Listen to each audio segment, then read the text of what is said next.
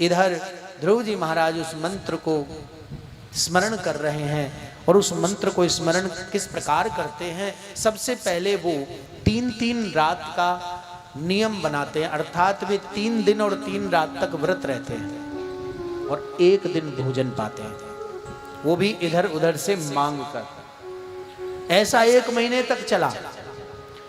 दूसरे महीने में उन्होंने सीधा दुगना कर दिया, 6 दिन कर दिए। 6 दिन तक निराहार व्रत रखते हैं और 6 दिन के बाद 1 दिन आहार ले लेते हैं, फिर अगले 6 दिन तक व्रत करते हैं। ऐसा नियम। तीसरे माह में संख्या बढ़ा दी, 9 कर दी। 9 दिन तक व्रत किया और 1 दिन आहार किया तीसरे माह में। और चतुर्थ माह लगा तो चौथे माह में महाराज 12 दिन कर दिए।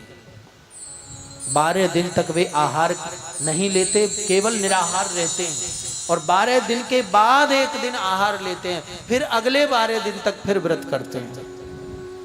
चौथा महीना ऐसे निकला। 5वां महीना पंचमे मास्य मनोप्रा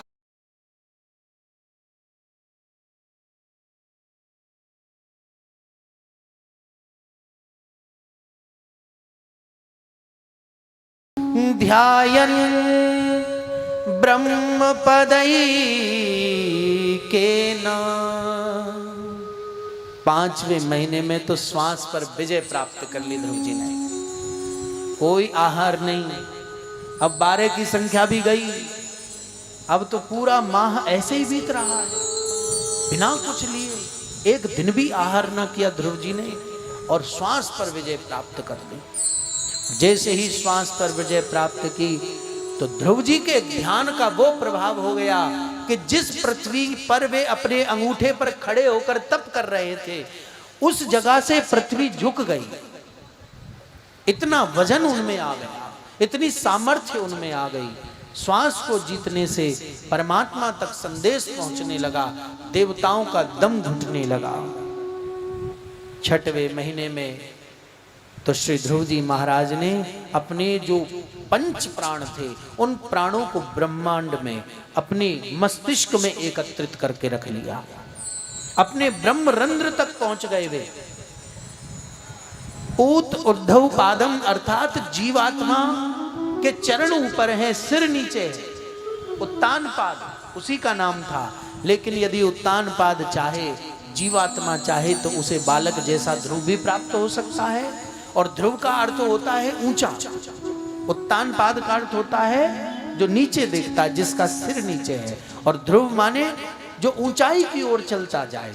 ध्रुव जी ने एक एक करके ऊंचाई को प्राप्त किया और अपने ब्रह्मरंध्र में स्थित हो गए। जैसे ही स्थित हुए तो समस्त देवगणों का दम घुटने लगा। नैवं विदामो भगवान प्राणरोधम। प्राण रुक गए सबके। किस किस के? चराचरस्य खिले आत्मना। समस्त चराचर जगत के, केवल देवताओं के नहीं, धरती पर भी होने लगा। पृथ्वी पर ऑक्सीजन कम हो गया, लोगों का दम घुटने लगा। पक्षियों के भीतर उड़ने की क्षमता समाप्त हो गई, जल में बहने की क्षमता समाप्त हो गई, क्योंकि जिस ग्रह पर वायु नहीं रही जिससे जीवन जिया जाता है, उस ग्रह पर कैसी कैसी स्थितियां हो जाती हैं। ज्वालामुखी अपने आप फटने लगी, समुद्र अपनी सीमाओं को लांघने लगा, मनुष्यों की बुद्धियां विकृत हो गई। जब चारों तरफ हाहाकार मच गया, तब देवता एकत्रित होकर गए भगवान के पास और कहा, प्रभु बचाओ, आपके इस भक्त ने ऐसा घोर तप किया कि कोई आज तक नहीं कर पाया। तब भगवान ने कहा कि माम भैष्टम बालम, ये मेरा बालक है, चिंता मत करो, मैं अभी से दर्शन देता हूं। भगवान नारायण गरुड़ पर आरूढ़ होकर श्री ध्रुव जी महाराज को दर्शन करने और अपने दर्शन कराने, दोनों ही कार्य करने के लिए वहां ब्रज की भूमि में यमुना के तट पर जहाँ श्री ध्रुव जी पैर के एक अंगूठे पर खड़े थे वहाँ पहुँचे और श्री ध्रुव जी महाराज के हृदय में जो भगवान की छवि थी उस छवि को नारायण ने जब विस्मृत कर दिया तब श्री ध्रुव जी महाराज के नेत्र खुले और देखा कि जो मन में थे वही सामने है और जो सामने है वही मन में है। इसका अर्थ आज मुझे परमात्मा का साक्षात्कार हो गया, मन का मनोरथ पूर्ण हो गया। 5 वर्ष के बालक श्री ध्रुव जी महाराज को इतना ज्ञान नहीं है कि भगवान आए हैं तो क्या करना है।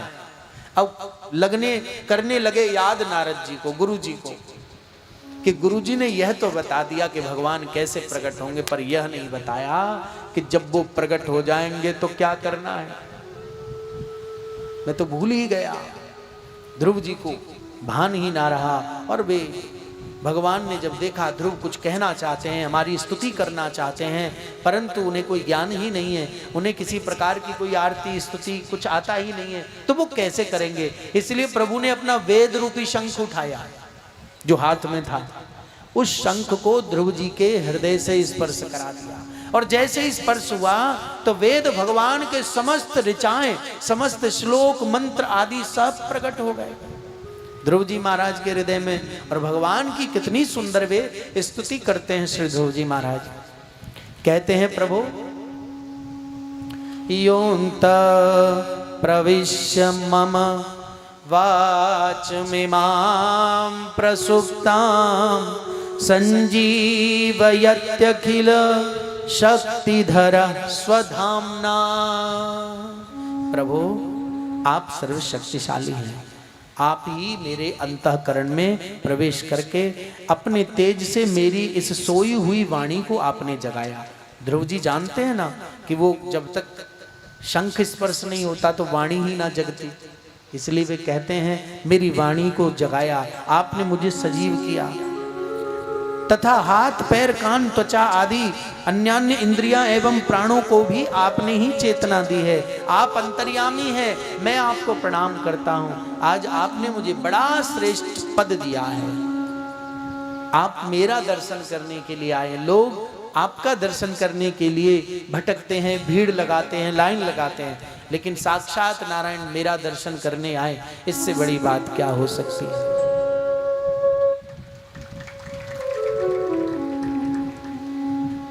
हम तुम्हारे थे प्रभु जी। आइए श्री ध्रुव जी महाराज जो श्लोकों में कहना चाहते हैं हम 2 लाइन में कहते हैं भजन के द्वारा।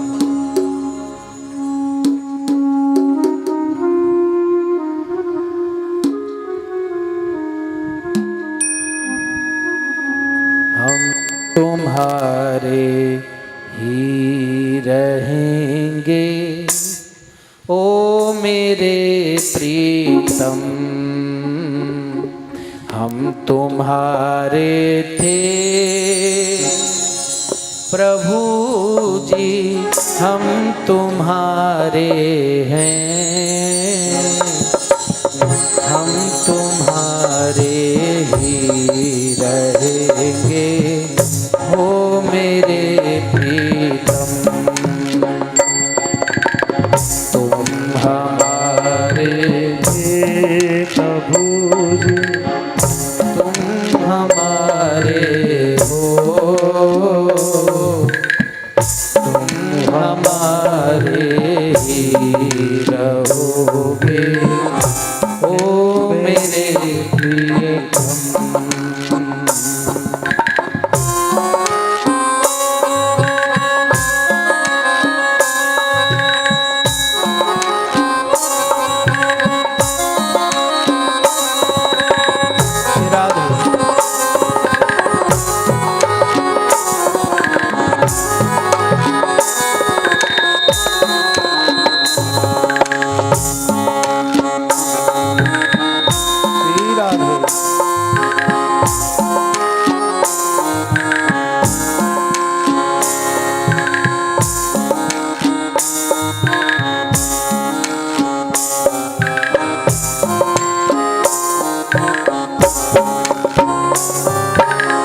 तुम्हें छोड़ सुन नंद दुलारे, कोई न मीत हमारो। तुम्हें छोड़ सुन नंद दुलारे, कोई न मीत हमारो। ओ किसके द्वारे जाए पुकारो, और न कोई सहारो। किसके द्वारे जाए पुकारो, और न कोई सहारो। अब तो आके बाह पकड़ लो, हो मेरे प्रीतम। अब तो आगे बाँह पकड़ लो, ओ मेरे प्रियतम। हम तुम्हारे थे प्रभु जी, हम तुम्हारे हैं।